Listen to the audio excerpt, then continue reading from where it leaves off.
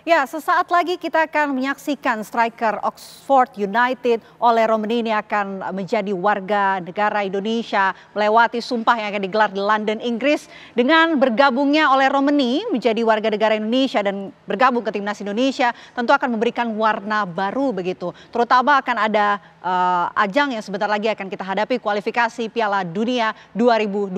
Apakah dengan bergabungnya Ole Romeni menjadi timnas Indonesia akan memberikan dampak signifikan terhadap performa timnas Indonesia? Itu yang akan kita bahas malam hari ini pemirsa bersama dengan sejumlah narasumber. Saya mau sapa satu persatu. Ini ada di sebelah kanan saya ada Bung Opan Lamara selaku pengamat bola. Ya. Selamat malam Bung Opan. Selamat malam, assalamualaikum. Waalaikumsalam warahmatullahi wabarakatuh. Ya. Di sebelah Bung Opan ini juga saya undang legend timnas Indonesia.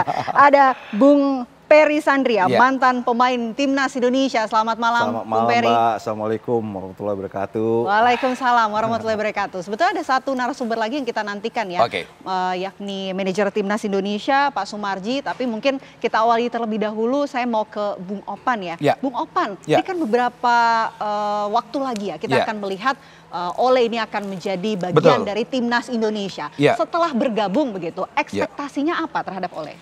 Ya. Begini, kita tahu bahwa dari 6 laga yang telah kita lakukan di grup C ini, yang telah kita lalui, jujur harus kita akui bahwa salah satu sisi yang masih lumayan lemah, masih agak lemah untuk bisa lebih berkompetisi, terutama menyaingi Australia dan juga Arab Saudi menuju ke Piala Dunia 2026 nanti dari grup C ini adalah sisi lini depan, atau posisi striker. Nah, tentunya keberadaan Ole menjadi memang Ole ini salah satu incaran dari PSSI sudah sejak lama sebetulnya untuk bisa memperkuat dari beberapa nama ya. Ole salah satunya yang diincar oleh PSSI untuk bisa memperkuat timnas senior ini karena sisi lemah tadi itu. Nah, kita berharap agar Ole yang sangat mumpuni dari sisi pengalaman, kemudian usia juga masih sangat muda 24 tahun. Ole ini bukan kacang-kacang loh. Kenapa menjadi bidikan PSSI? Satu, dia memang berdarah Indonesia. Yang kedua, Ole ini pernah menjadi pemain timnas Belanda di beberapa usia ya, tingkatan usia di timnas junior Belanda, usia 15, 16, 17, bahkan 19. Artinya bahwa seseorang yang terpilih untuk memperkuat timnas Belanda, walaupun itu junior, bukan pemain kacang-kacang, pemain pilihan tentunya. Nah, ini salah satu yang kita harapkan bisa memberikan kekuatan. Yang kedua, Ole juga saat ini bermain di salah satu klub sekte atau kelas 2 di Inggris yang sangat dikenal, Oxford United. Sebelumnya bahkan bermain di Eredivisie bersama Utrecht ya. Artinya dengan pengalaman-pengalaman itu, dengan kualitas itu, dengan usia masih muda, sekali lagi Ole digadang-gadang akan menjadi striker andalan di timnas senior Indonesia. Itu kan digadang-gadang ya. Tapi kalau kita melihat begitu ya, seberapa besar potensi dari Ole ini untuk bisa memberikan kekuatan baru begitu, kontribusi terhadap timnas Indonesia. Saat ini kita memiliki Rafael Struijk ya, yang naturalisasi untuk mengisi lini depan. Kemudian ada Ragnar Oratmangun. 6 laga yang kita lakukan di grup C. 2 pemain ini saja sudah memberi warna yang berbeda ke timnas senior Indonesia. Besar sekali pengaruh mereka membuat posisi Indonesia saat ini bertengger di posisi ketiga bahkan di atas Arab Saudi. Artinya dengan kualitas 2 ini saja kita sudah lumayan, apalagi nanti secara logika ya, apalagi nanti jika ada Ole Romeni menambah kekuatan itu di depan, tentu akan jauh menjadi lebih mumpuni. Lebih berwarna begitu ya? Bukan cuma lebih berwarna, tapi lebih berkualitas, lebih tajam, lebih menjanjikan dan memberi harapan kepada kita.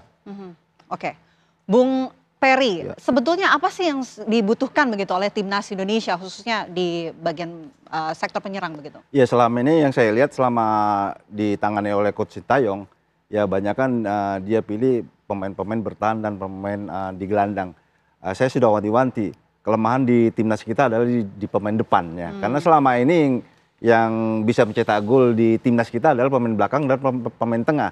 Dan untuk pemain depan sangat sedikit kali ya untuk buat golnya. Nah, dengan adanya warna baru datangnya Ole Romeni, ditambah lagi dengan mungkin ada 2 lagi ya yang akan dinaturalisasi, ini akan membuat kekuatan di lini depan. Ini saya rasa untuk persaingan di kualifikasi ini sangat seru, apalagi nanti bisa saja lawan Australia nanti sudah nggak ada main bertahan lagi. Saya rasa ini udah harus bermain menyerang karena adanya Ole. Apalagi adanya Ole yang diduetkan nanti dengan Marcelino. Ini akan mempertajam lini depan.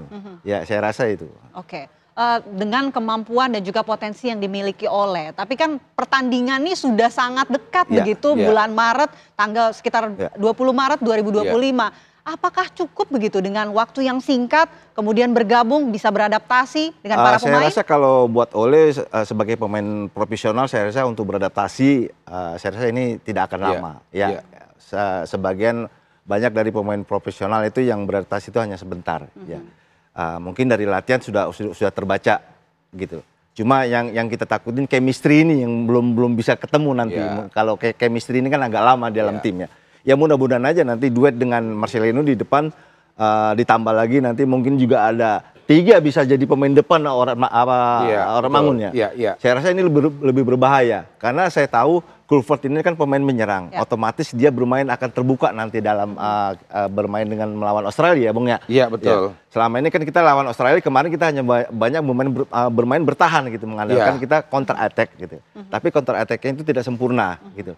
Ya mudah-mudahan untuk tanggal 20 nanti kita bisa bermain terbuka karena waktu kita lawan Australia di GBK mengajak tim Australia itu bermain terbuka ya Bung ya. Iya betul. Tapi Indonesia tidak terpancing. Tapi mungkin tanggal 20 besok ini sangat seru saya rasa ya. Dengan adanya Ole nanti di lini depan. Sangat seru ya. Sangat seru sekali. Kalau melihat gaya bermainnya Ole begitu, apakah bisa blend begitu ya dengan para pemain timnas? Saya rasa untuk permainan dari Ole sendiri saya lihat hanya sepintas ya.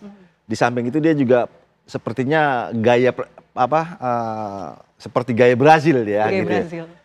Saya rasa ini akan bisa dilihatnya bisa lebih bertambah seru lagi dalam permainan ini gitu. Iya. Oke. Jika kita melihat beberapa rekaman Ole bermain di Utrecht kemudian bermain di Oxford kali ini di Inggris, pemain ini memang punya kualitas ya, memiliki kualitas yang ya mungkin akan nanti berada di atas rata-rata lah dari pemain yang ada saat ini di timnas Indonesia.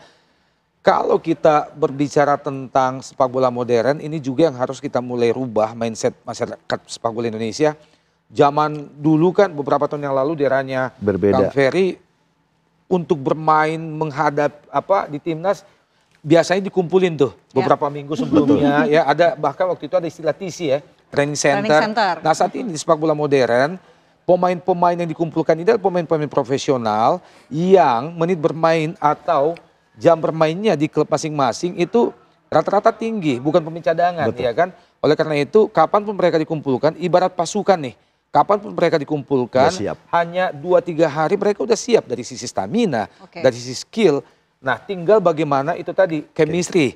Karena kita tahu sepak bola adalah sebuah olahraga yang mengandalkan kerja sama tim. Semakin lama mereka bermain bersama, maka otomatis chemistry ya atau